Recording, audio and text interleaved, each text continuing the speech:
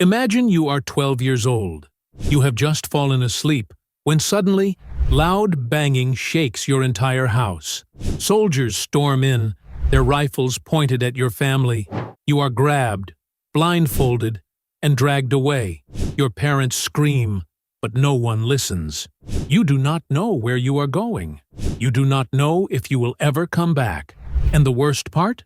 You have not even been convicted of a crime.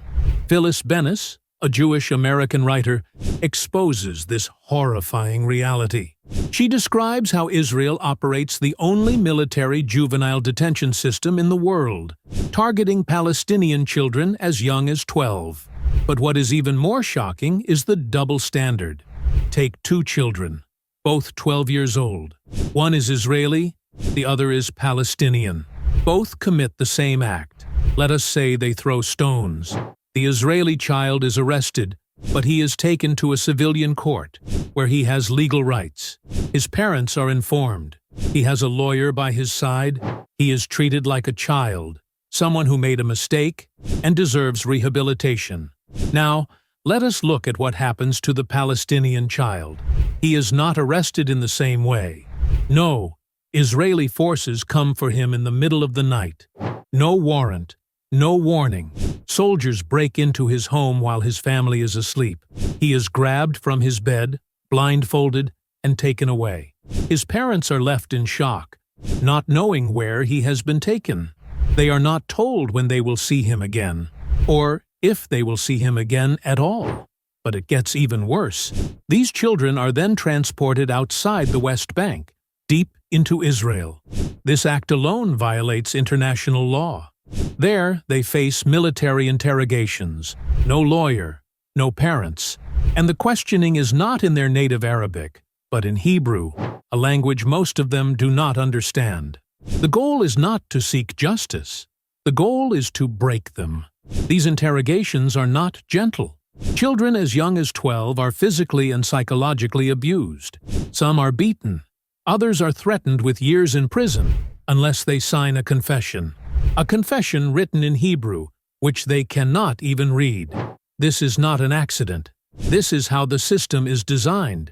Israel's military courts convict over 99% of Palestinians who appear before them. A court system where nearly every person is found guilty is not a justice system. It is a tool of control. It is meant to send a message. No matter what you do, no matter how young you are guilty simply because you are Palestinian. Meanwhile, Israeli children live under an entirely different set of laws. An Israeli minor charged with a crime, even a violent one, will be treated as a child first. The courts will consider his age, his background, and the possibility of rehabilitation. But for a Palestinian child, the system treats them as a security threat, not a child. The goal is not justice. The goal is submission. But why?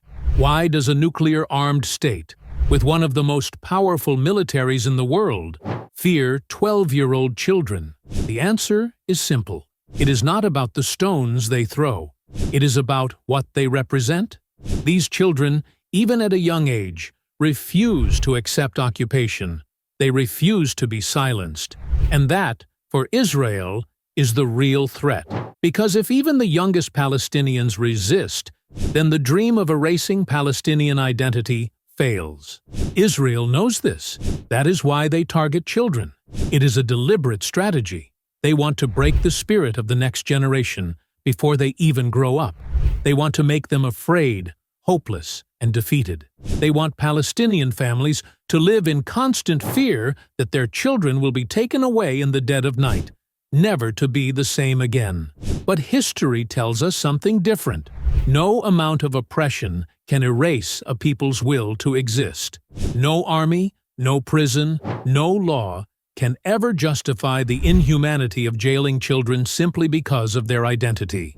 And no amount of fear can erase the truth.